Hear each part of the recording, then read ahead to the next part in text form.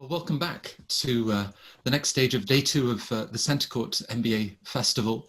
The energy levels are renewed with each panel because I bring in lots of fresh, smiling faces and they carry me through for the next 60 minutes. And this will be a wonderful 60 minutes. We have so much insight and experience on this panel. I'm delighted to welcome Kirsten Moss, the Associate Dean of Admissions at the Stanford GSB.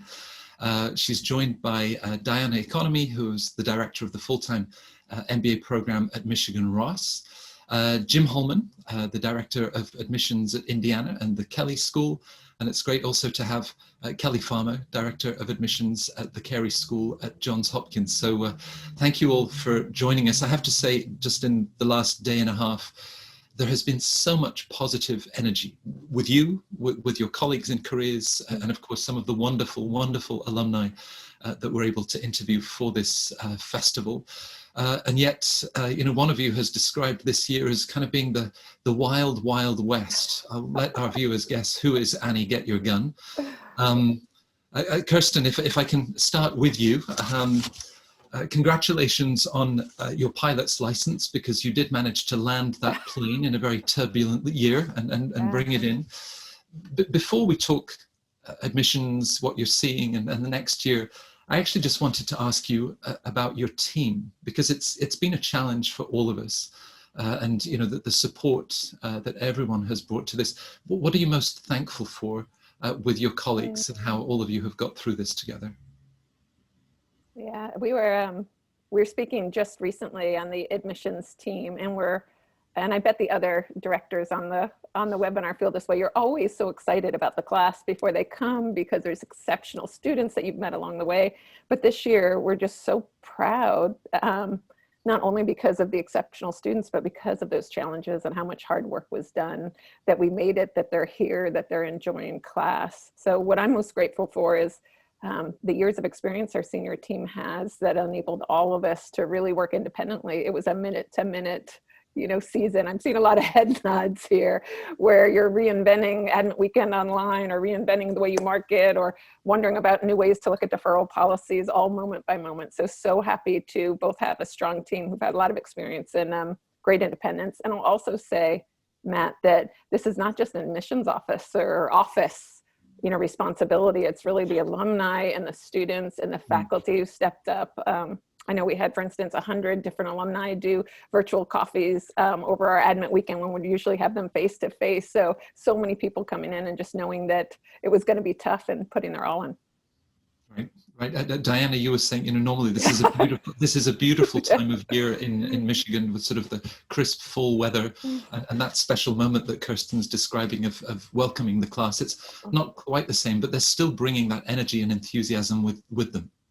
Yeah, there's no question. I was mentioning earlier the gratitude of the students. It's been awesome because they have been such troopers, and what they've been telling us is, thank you. Like, we know that everybody's trying so hard to make this such a great experience for us. And, I would even go further to say, our international students who did choose to start this year, they're emailing me and saying, I made it. I'm in the US. It might have been 2 weeks after class started, but I have my visa. I'm here.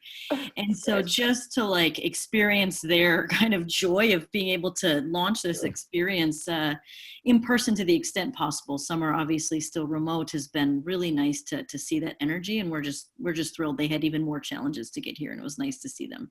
Yeah, no, it's that gratitude. I guess it's a cohort that will take nothing for granted, given what it's taken to get to your respective campuses. Of course, Jim, with your experience in the business school industry, you're a seer to many of us and get so many questions. You were saying earlier that inevitably, applicants have any number of questions, both about the campus, learning, the job market 3 years from now.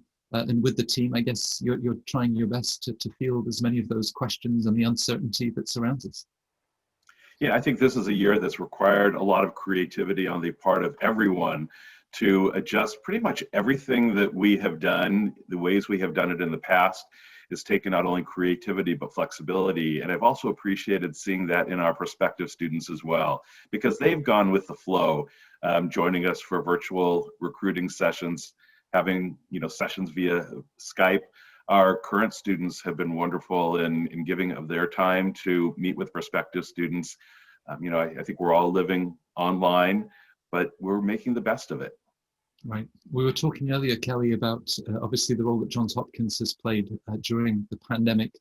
And of course, the business schools are filled with experts. There have been those that have challenged the idea of expertise, but I mean, that's what you have to offer in this sort of transformational experience. So are you optimistic and looking forward to the year ahead?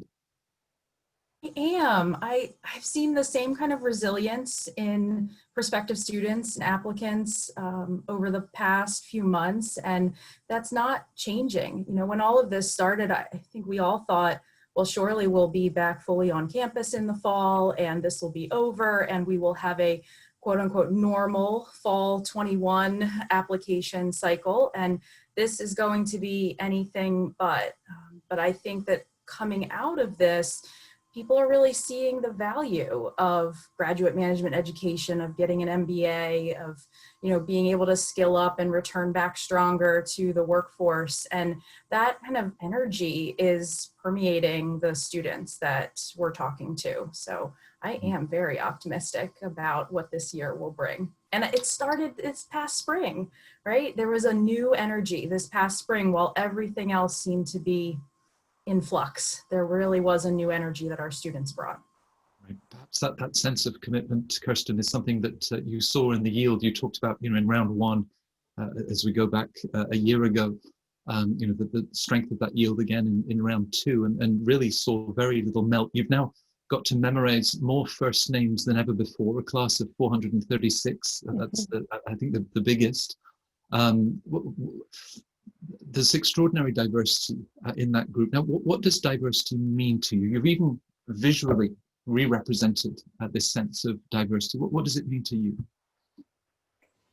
And we've always, and again, I might be speaking for the other directors, we think about diversity holistically. So it's geography, it's industry, it's gender, ethnicity, it's all those things, but it's actually the individual story that each student brings and what they've experienced. So down to their family and cultural roots.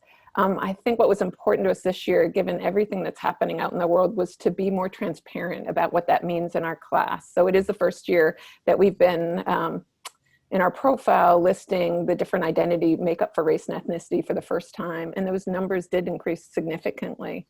For us, this is really about opening up the funnel. And what do I mean by that? By the number of applicants. You can't change a class as an admissions director by waving a magic wand if you want to do it with integrity. So it's really been a 3-year process, trying to do many more events across all of these dimensions, and especially around our diversity events, to make sure that we're reaching out to students and ask them to consider applying for an MBA. And that at the end of, we're really proud after 3 years to have seen that the needle is beginning to move in a significant way. So that's so exciting.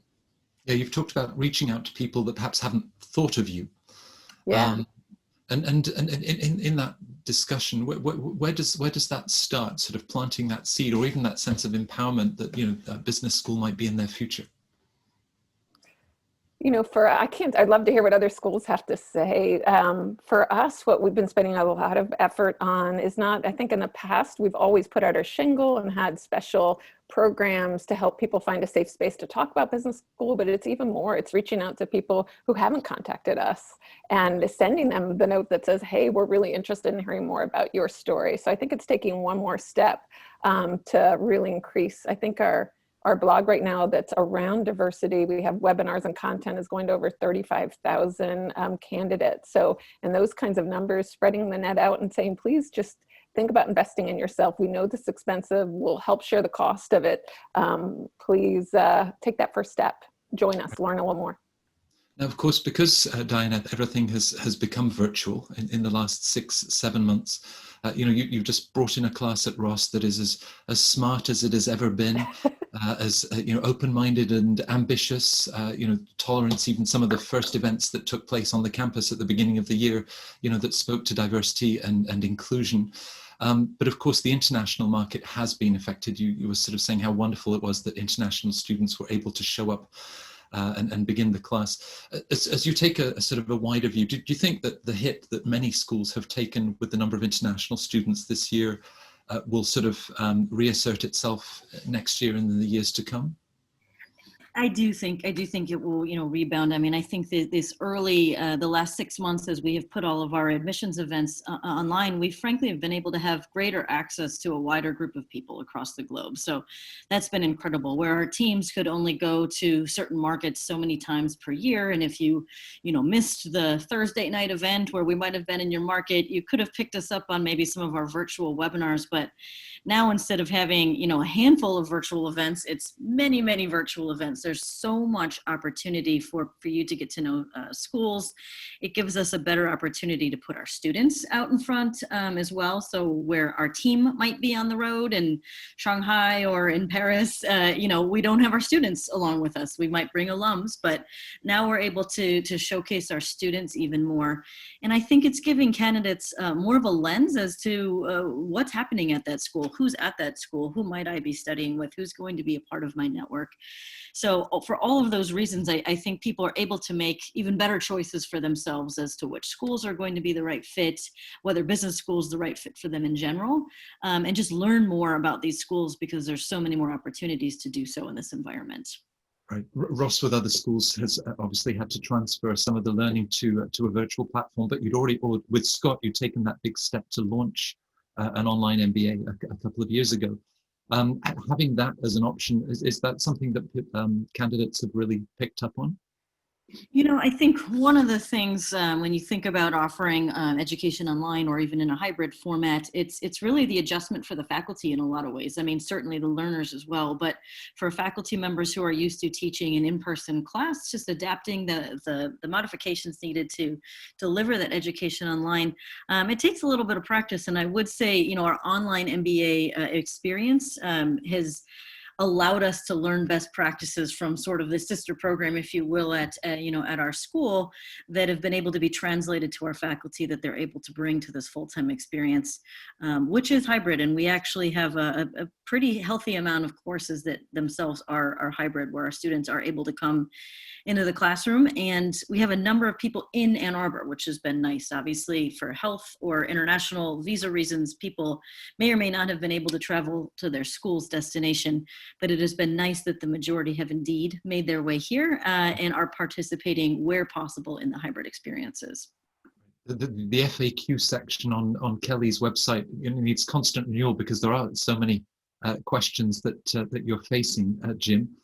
That includes, ideas of deferral, those that had originally planned to join you and looking for next year, and how that might even, change your calculations and computations. Talk us through sort of what you've seen bringing in the new class and perhaps your projections for next year. Sure. Well, we have always offered one-year deferments, but they've been taken up by a very small number of students. We definitely had more students this year, especially some of our international candidates that we extended deferments to. And our goal this year is to keep them engaged. Because historically, we don't always see a real high yield on the candidates who defer their admission. But this year, the reason for deferments for most was very different. It wasn't necessarily because they wanted to continue working, but it was concern regarding the pandemic. It was inability to secure a visa and wanting the on-campus experience. And so we want to keep them engaged this year. We brought in a class smaller than anticipated, partly because of the number of candidates who deferred, but also partly on purpose, when we discovered that the university determined that no classroom could be filled at more than 30% capacity. By bringing in a smaller class and still having the same number of cohorts, we have been able to hold most of our MBA classes in person.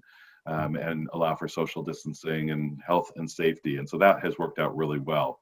So even with our deferred candidates for next year, we still have the capacity to make offers of admission similar to what we have made in the past, in the hopes of then bringing in a solid entering class meeting our enrollment target. Right. Forecasting what the next year will look like is certainly a challenge. But we're just going to keep our eyes and ears open to what's happening around the pandemic, around politics, and everything else that impacts people's decision to pursue an MBA. Right, and of course that thinking of, why an MBA, why the return to school at this stage in your career. Kelley, you were saying with the Carey School and Johns Hopkins, just how many are envisaging not just business school, but a dual degree, and a great number of your students are then combining, whether it's with healthcare and other fields. Do you see that continuing, that appetite to combine business with other areas? I do, and I think it's such a strong combination, and a lot of our students are studying in dual degree programs. Our MPH MBA, our Master of Public Health MBA, our JD MBA, MD MBA program.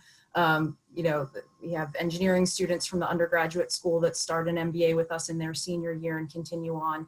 And what I always tell students who are thinking about a dual degree versus a standalone MBA is, it just makes you that much more dangerous, right? If you're thinking about doing an MPH by itself and you add an MBA to that, the world is your oyster. The same with students with an engineering background. I'm talking to undergrads getting an engineering degree, right? That MBA is a toolkit that really propels you, because you can use an MBA in any industry, in any field. You can have any area of expertise. This fall in our class, we had started our MBA class this fall, a gentleman with a PhD in biomechanical engineering, right? And we all have students like that because of what the MBA offers. So doing that as a dual degree and getting both of those at the same time, it can be really powerful. And it is a good portion of our students, both in our full-time and our part-time MBA programs, who are pursuing another degree at the same time. Now, of course, I'm hosting this particular panel. My co-host, John Byrne, is highly political. This is not a political platform, but inevitably, as we look at an audience for these festivals that, about 50 to 55% of our audience are outside of the US and North America. International students have been looking at the political situation, and we're a month away from an election that none of us can call. We're not even sure what might happen once the results are out. It's going to be fairly protracted. Diana, has that translated to a level of sort of hesitation? Questions around H-1B visas, all of these sort of things. Do you feel that international students are on hold until we know the results of that election? I think these are questions that have been coming up from international students kind of even over the course of the last few years. So we've seen a lot of movement in different ways with regard to H-1B visas and various things that international students in particular are paying close attention to.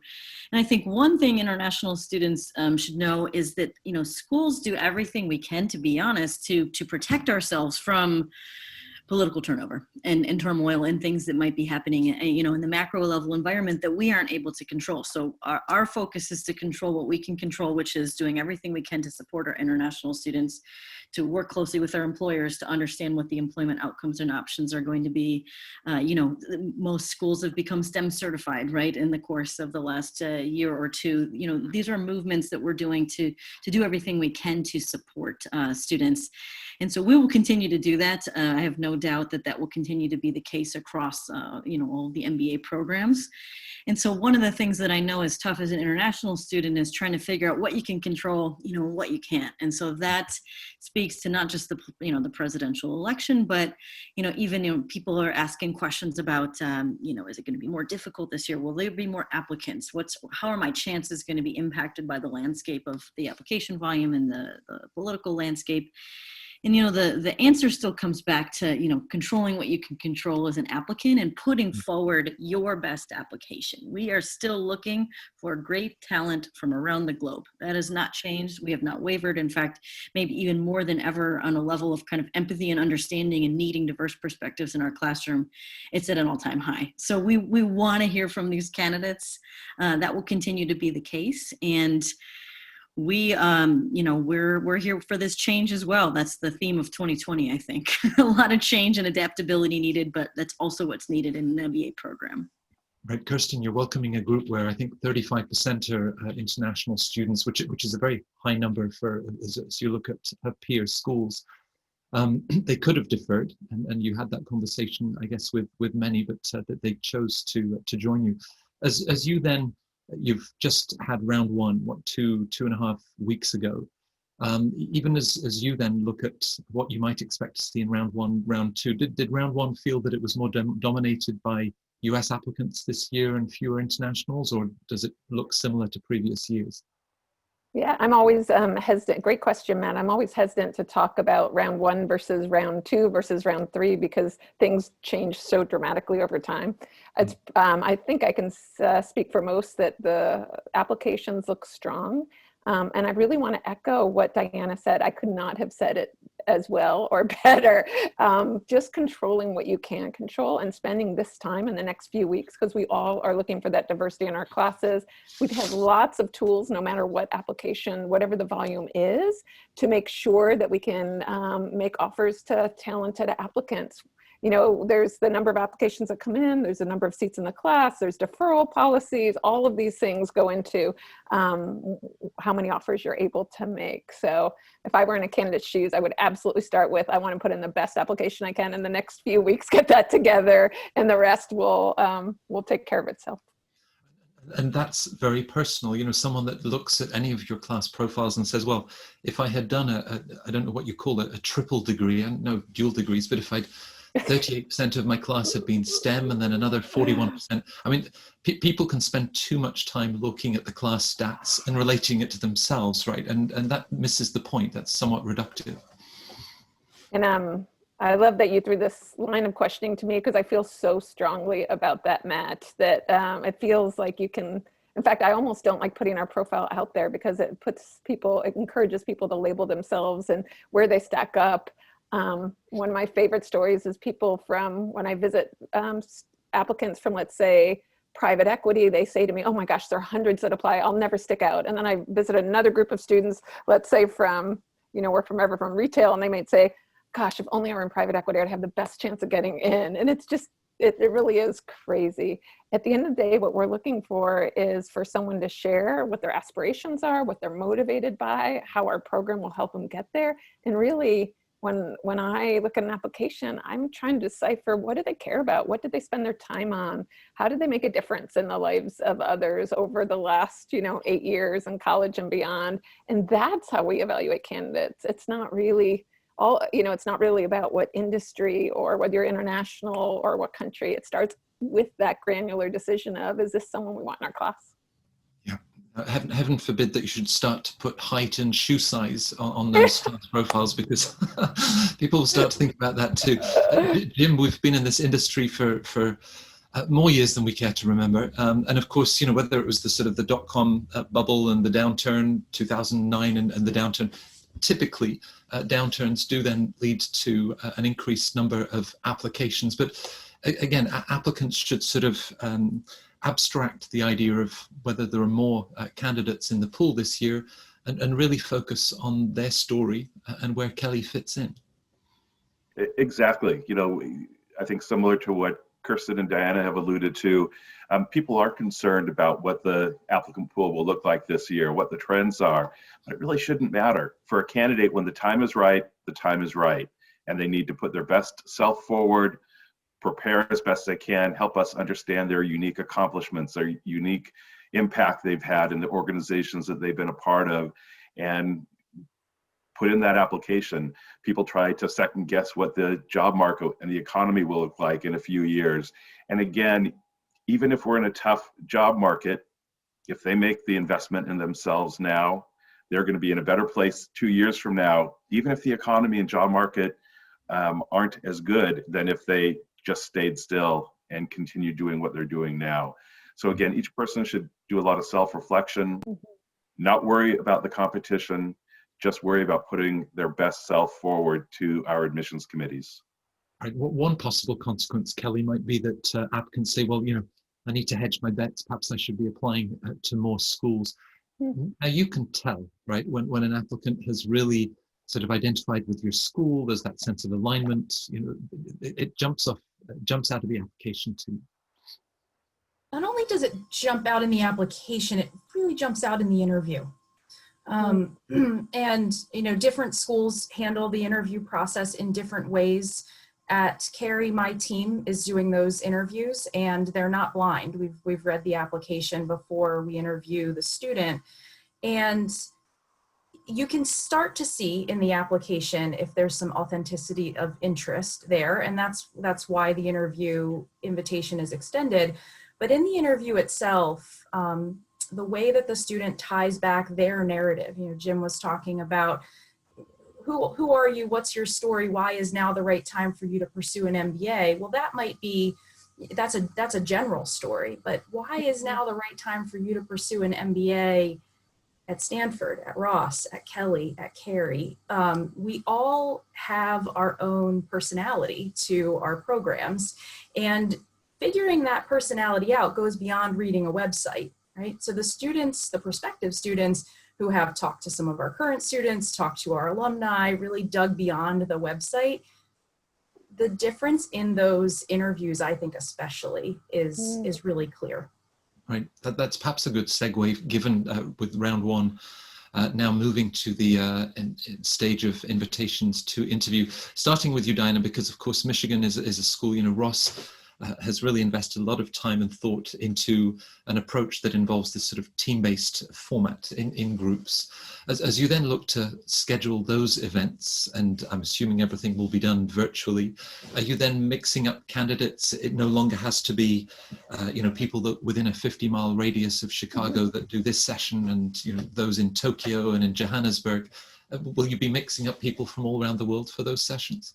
It's a good question. So you're right. I mean, our one-on-one interviews, like everybody else's, are going to be, virtual. And at Michigan Ross, they're headed by either a student or an alum. But we did have a team exercise that would bring people to Ann Arbor, and we had a sizable percentage of our interview pool come to Ann Arbor for those experiences, or we would hold them in various places around the globe. And we're actually not going to be doing the team exercise this year because we didn't feel that it would translate well to the virtual environment. And we wanted to make sure that we could do it as best as it could be executed, and not have candidates leave a virtual experience feeling like, I don't really feel like I got a chance to tell my side of that story, or it didn't translate across Zoom, let's say. So what I will say is that we are focused on still offering additional experiences for our interviewees, things that maybe we can offer at a higher quality with a smaller number of people. So for example, we've been getting a lot of questions about mock classes. I'm sure all of you have as well. Are you going to be offering mock classes, or not mock classes, but class visits? Can I come in and sit in a class visit? And as our students and faculty adapt to this new technology, it seems like that should be really easy, but just watching a class visit from afar didn't feel like it could be as engaging as we would expect to be able to showcase. So for example, during our interview timeframe, we're not only going to be offering mock classes, but we've got a session with the dean, we've got sessions with students, we've got small group interactions. We're creating nuanced and different experiences than one might get on the top of the funnel earlier in the cycle to be able to help showcase Michigan Ross a little bit more, and to help get people's questions answered in a more targeted way. Right. Now, of course, it's one thing to read 7,500 essays about what matters most to a person, but if you were to try to individually interview everybody that applied to the GSB, Kirsten, even you with your energy level might struggle. Alumni have always played a big role in that, but again, we don't have those geographic constraints. Would you still look to connect an Australian applicant with someone in Melbourne or Sydney, or could everything be mixed up this year? Great question. And we had some experience because it was really round 2 last year when everything had to go virtually so quickly. So I'm always looking for the silver linings and things. And we did, in matching our interviewer alumni with our candidates, we used to do it primarily on geography. That was our #1 match. And now we've had a little bit more flexibility. So after we look at geography, sometimes we'll look to industry or gender or other things that could bring together a wonderful match for that interview. And now the world is much more open. We can really take advantage of interests, professional experience. So we are experimenting more with that. I will say we have about 500 alumni interviewers, and over the last 3 years, because that's part of my background and research has been on behavioral-based interviewing. So really looking at our program and what we can do to, I liked what you said, Diana, it's about integrity and making sure that each candidate feels like their experience was thoughtful and they could share their story. So lots of training, from launching online platforms with mock interviewers for our interviewers, allowing them to go to different levels of even certification. So that's what our interest has been. Now we have more flexibility perhaps in how we make the matches, but we want to make sure that the training and the experience itself is rock solid for any candidate who comes. I mean, that's our hope and our expectation. That's what we strive for. It is finding all of these silver linings. Now, Jim, reaching the interview stage, of course, a candidate has taken a big step if you've invited them to interview. Have you ever found yourself in a situation where, you know, it seemed to be a solid candidate, that was one of the reasons for the invitation, and then just their personality emerged in the interview and they knocked it out of the park and you walked away saying, yeah, you know, we'd love to have this individual at Kelley? I mean, the interview really can make a difference. It definitely can. And I think sometimes the interview can be one of the most valuable parts of our review process, because we really are able to assess not only their communication skills, their EQ, their self-awareness, their social awareness.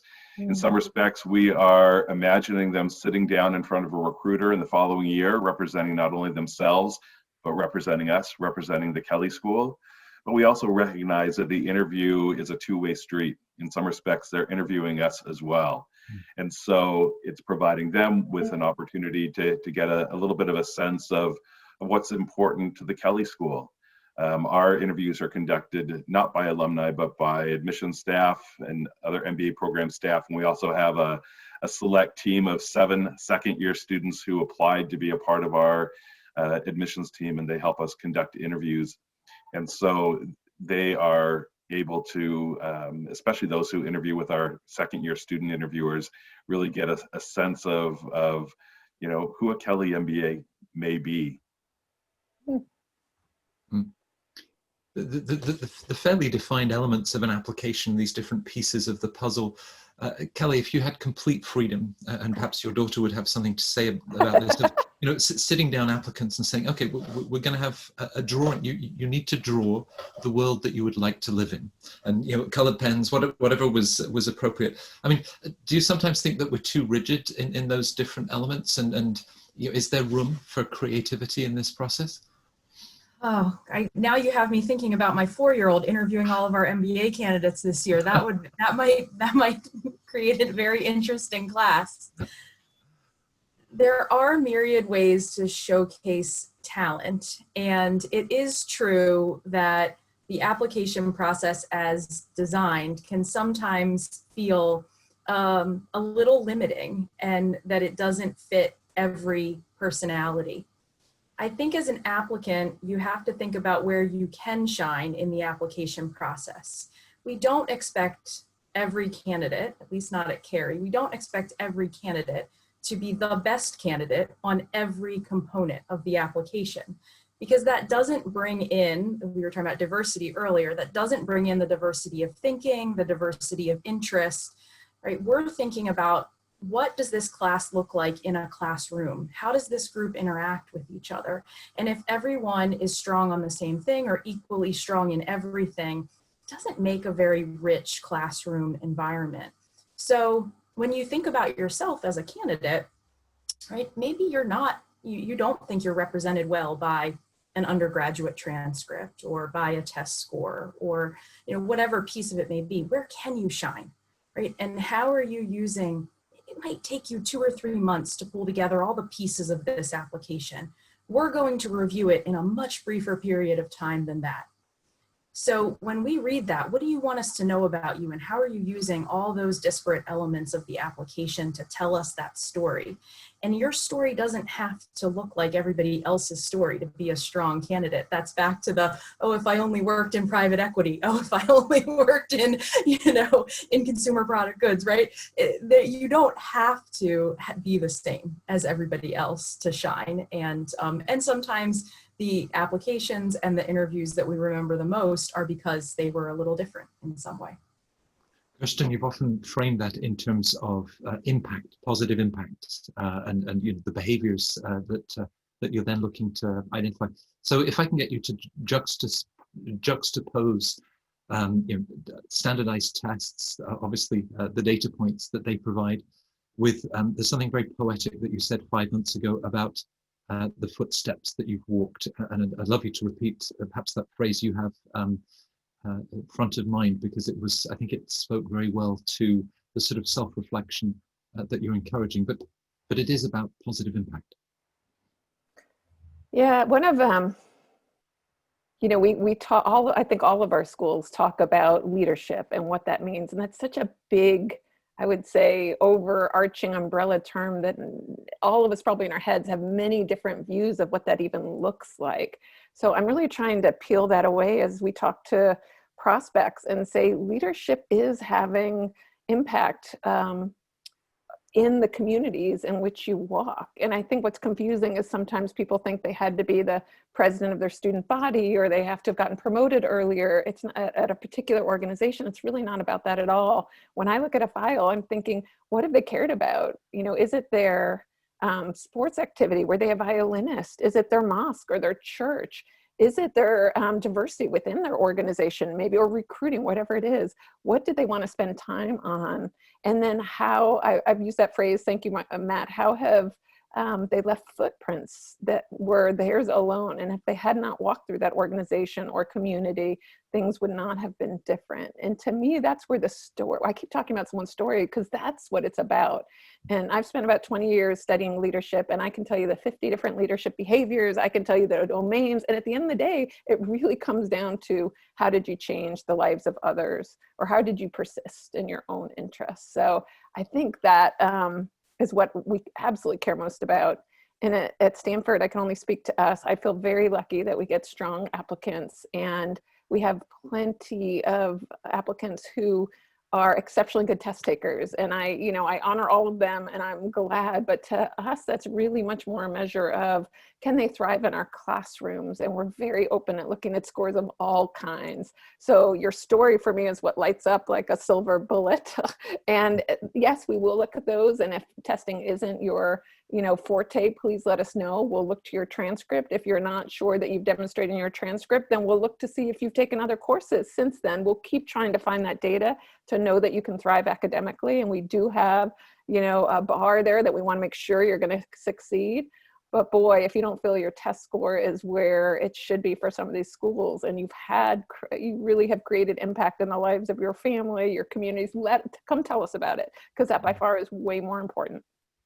And with the competitive stakes that candidates impose upon themselves, it's changed lives, but it can be one life. It can be one. Right. We just announced for the first time that 9% of our class are first gen and their families. And I love reading those stories, because sometimes it was about, I was the one who went home after school and made dinner for my younger siblings while my parents had to work a second job. Like, that's a story we want to hear about.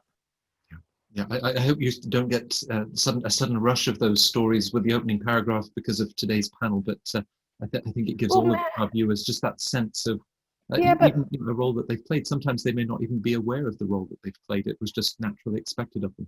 I have to jump back, because you say that and my stomach just clenched. I think what others on the panel were saying, and you too, about this time for self-reflection, you should start your application with this moment of, what are some of the things I am most proud of that have been most meaningful to me? And even if someone did come home and make dinner for their sibs, that might not have been in the moment that was most important and challenging, where they're putting their heart. So each person, their story will only be authentic if they've actually done that reflection. So I'm pretty sure that I'm not going to get, I'm hoping I won't get a whole lot of applications that say that, because I want to hear each prospect's what they find is meaningful, and then their application will really come alive. Right. For the festival, Diane, we interviewed a Michigan graduate, a wonderful young man in a very senior role with Whole Foods. Again, a great individual story, and it really is those stories. I'm often intrigued by this idea of a sense of an imposter syndrome, that applicants look at these talented, diverse, open-minded, ambitious classes that each of you are bringing together each year, and they say, well, how would I fit? They all seem to be so much brighter and smarter, with a better sense of where they want to go in life. How do you, as an admissions office, you're able to then read between the lines and say, no, you really do fit. You have a place. You know, I think that that comes up so often, and to build on kind of what Kirsten was saying, I mean, resilience, adaptability, some of these traits that we are truly over-indexing on right now don't come in the package of, you know, just this background or just this profile. It comes from your own life experiences. It comes from how you've reflected over the course of the last year. Frankly, if you've gotten into this application process and you don't have some thoughts on how you've changed as a person as the world's changed in the last 6 months, now's a good time to be thinking about that, right? Those are the kinds of things in an interview that schools are going to be looking for is, are you going to be able to adapt to changes? You know, we are bringing in MBAs right now for jobs that don't exist, right? Right, for jobs 2 or 3 years out from right now, where they're going to need people to adapt to what's happening 2 or 3 years from now when you're graduating into this MBA market. And you referenced one of our fabulous alums who was with Amazon and who's now fully with Whole Foods. And the first bullet point on his LinkedIn profile is led the COVID task force for in-person stores. Right? He was in charge of what does the in-person life look like now in a Whole Foods. Right. I mean, that is not something we trained him in school, right? He graduated 8 years ago, but we did train on adaptability and how do you ask the right questions and how do you take in information? How do you see what's happening around you and try to figure out how to add value? That isn't going to change going forward. And for those who may be feeling like, I don't know if I have what it takes, you know, I think knowing where your strengths lie and what you have to contribute to these communities, but also being humble and self-aware enough to recognize, where do I have gaps and where might the MBA fill those gaps? And I think that's what's so exciting for us as we see students really transform as they go through this journey. Right. The fact that you know the first bullet point on somebody's LinkedIn profile that graduated 8 years ago speaks volumes about your sense of implication and the stories that that you're really taking the time to understand. Now that's a LinkedIn profile. Jim, you also receive people's resumes. Do you like to start up at the top or start down at the bottom with all of those extracurricular, the community engagement that can also give you so many clues about an individual and their passions? Sure. You know, I'm not sure I always start in the same place because I want to take it all in. A lot of times I want to see what they're doing now and kind of the progression of their experiences. It's always interesting to see what is important to the candidate because those are the things that they often choose to share, because we know that for many the resume, especially the one-page resume, is a snapshot of just some of the highlights. And so, you know, going back to some of the things that I said earlier about, you know, what things we look for, I really want to see what have they accomplished and what is the impact they have had on whatever organizations or companies that they've been a part of. So it's just kind of getting that snapshot and see then how that may introduce what else we're going to learn about the person as we get to know them more through an interview and the other parts of the application process. Now, of course, some people on their resumes, they've reduced the margins to 1/8 of an inch. They've used a size 8 font. But you're also interested in the white spaces, Jim, right? You know, the things that aren't necessarily captured in a resume. And there are other places, perhaps that's one of the roles of the essay, a personal statement, to be able to share things that aren't naturally captured on a resume. Sure. And, you know, we've been talking about the importance of being reflective in the admissions process, but at the same time, it's so important not to overthink the process and not to overthink your essay responses, because I think for some candidates, if you're applying to multiple schools, you're looking at all these essays, all the essay questions, it can become paralyzing. You know, one of the suggestions I have to help people get started with essays, especially if they just feel stuck, sometimes I think it's challenging when they sit down and they're writing their essay to the admissions committee, as if we're this, you know, serious, challenging group that's going to pick their essay apart. All of a sudden, the sometimes very simple questions that we're asking seem much bigger and more challenging than they are and that we certainly mean them to be. So I suggest sometimes applicants, to get started, don't write your first draft to us, but imagine if a family member or your best friend asked you the same question. Sit down and I bet you can just zip out a response. You can put it away, take it out a few days later, and then begin to clean it up for us. But I bet by not overthinking and answering in that way, your response is going to be more authentic. We're going to get to know more about you and what's important to you than if you try to craft this essay that you think an admissions committee wants to hear. Right. I think that perhaps if we imagine the august jury of 4-year-olds, and Kelley, of course, your daughter would be head of that particular jury. There are other voices that are also then able to share perspectives, and the letters of recommendation can equally, but given everything that you're learning from the resume, you're really hoping that recommenders will go a step further and share what perspectives, insights about the individual, what makes them tick, but beyond the bullet points of the roles and responsibilities they have. Yeah, absolutely. You know, when I often do start an application with a resume, because a resume to me feels like the skeleton of the application, like the bones upon which everything is built. And I start to imagine what I think the rest of that person looks like based on those bones. And then I go to these other aspects of the application that either confirm or deny what I've been thinking that person's going to look like. And that's where the letter of recommendation comes in. I don't need the recommender to tell me what your bones look like, because you've done that in your resume.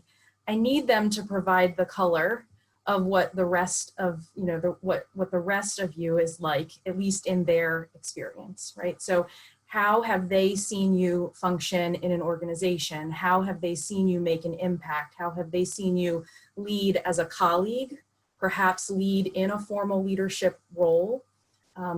What is going to be different in their perspective about our class, about our MBA cohort, if we have you as part of it?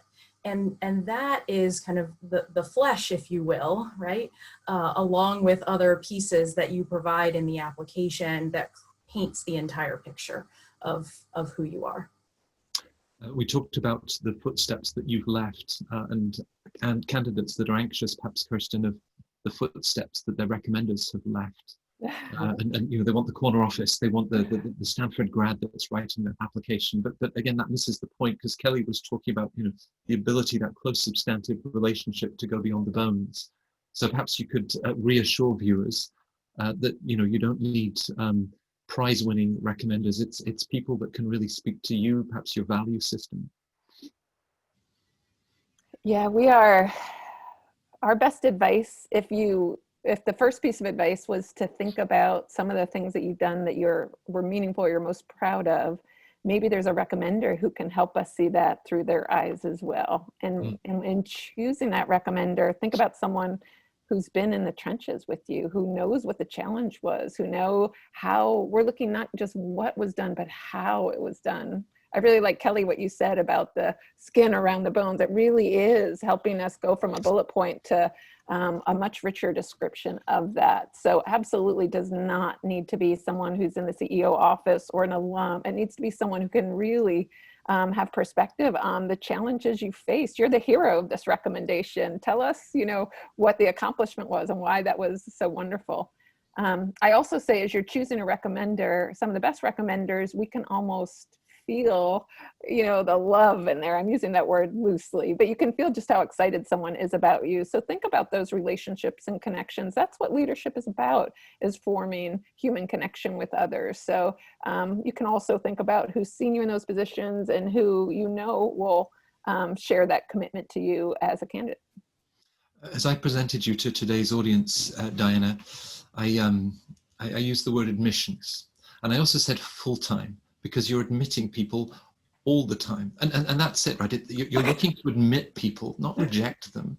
So whether it's recommendations, but I suppose just as we look at this year's pool, you know, some will have been furloughed. They've been working in industries that, of course, have been stricken with the pandemic.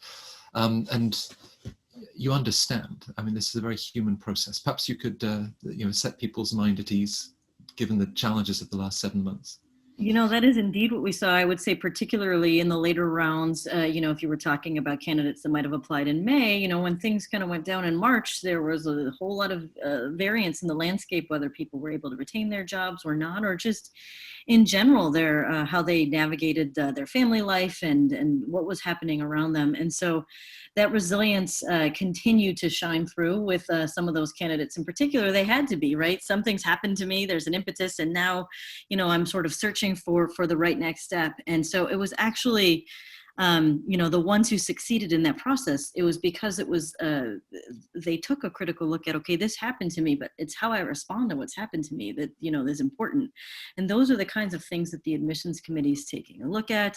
Those are the kinds of things that even if a recommender is no longer your former, your current supervisor, let's say, but, if they look at that and say, this person really rebounds well, responds well to feedback.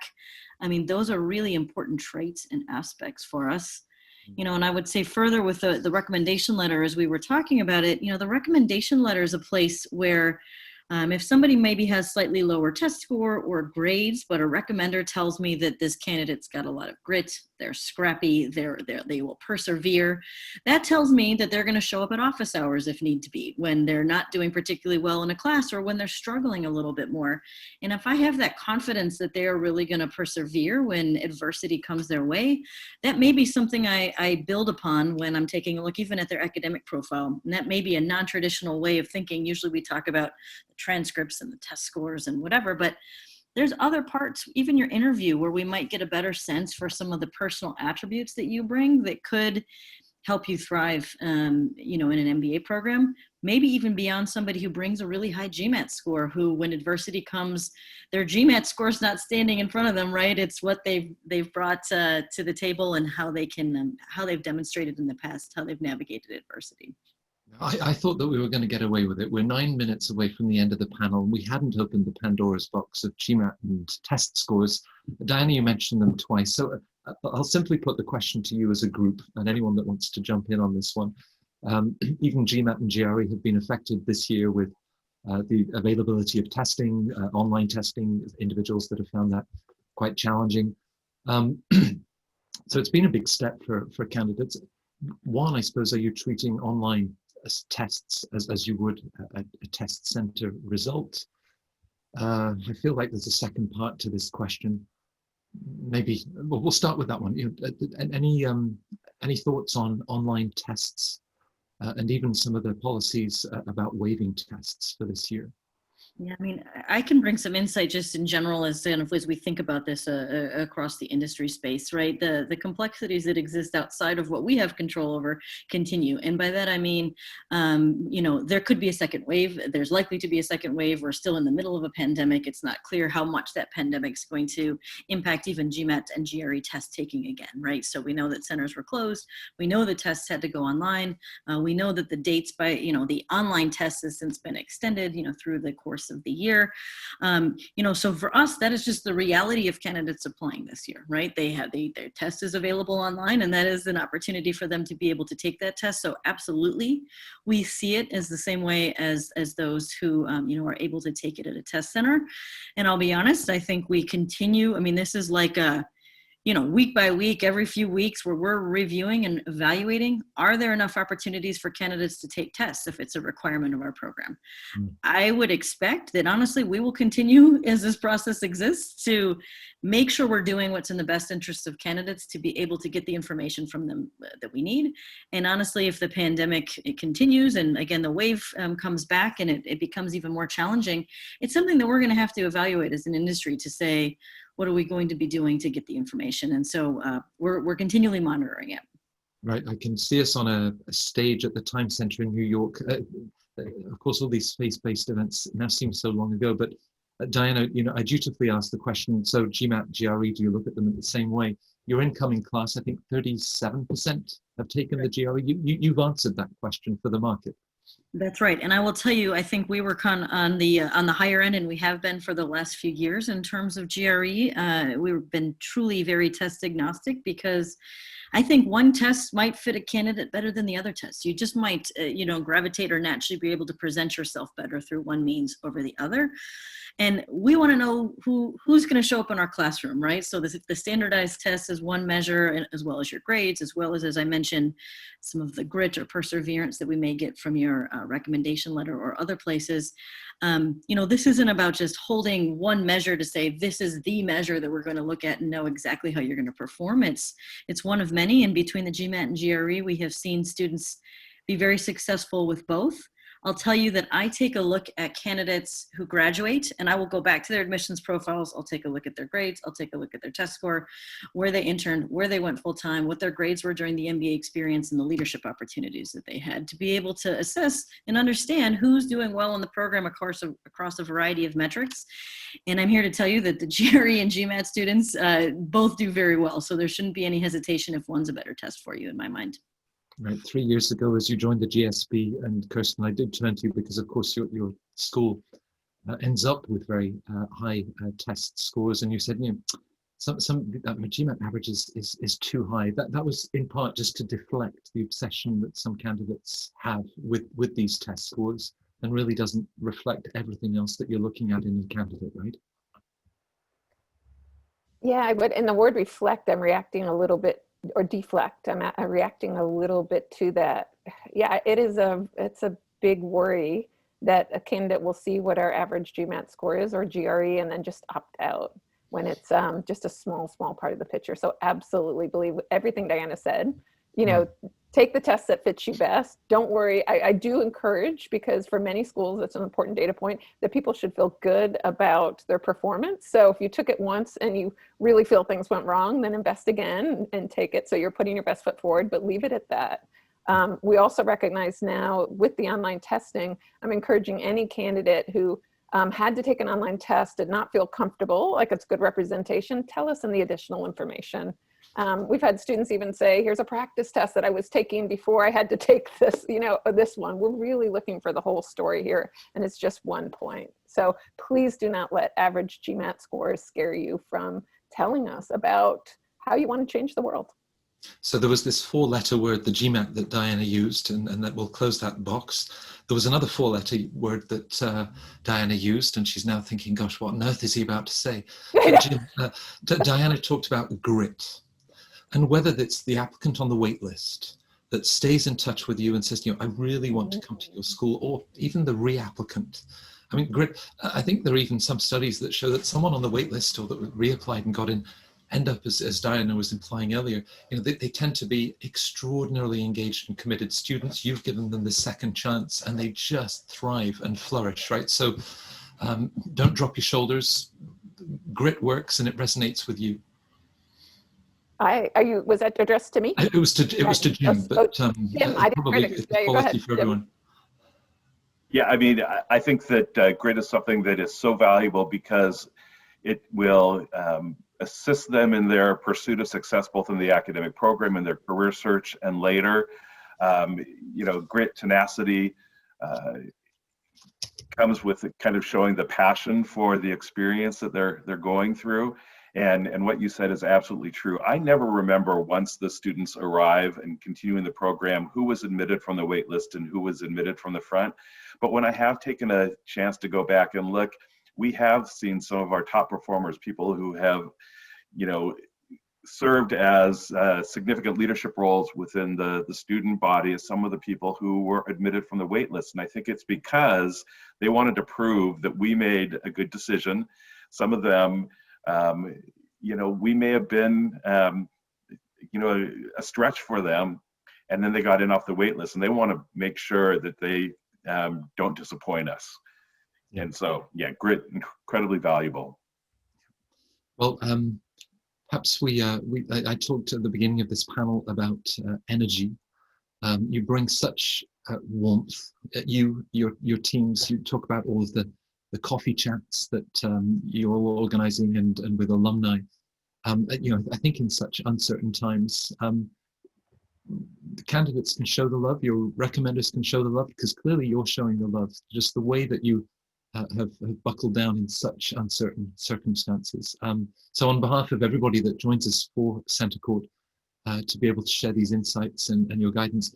Thank you also for just that warmth and encouragement. I know that many of them will want to be talking with you in the chat rooms that follow, but it's always a pleasure to speak with you, because I think you really are able to articulate and encourage people to consider a business school in their next steps. So I hope that we can find a few more for your respective schools. Thank you all for you, Kirsten, Diana, Jim and Kelley, as you travel back from the West Coast or from Michigan. It was great to have you with us. Thank you very much. Thanks, Matt. Thanks, Matt. Thanks, Matt. It's wonderful. Have a great one.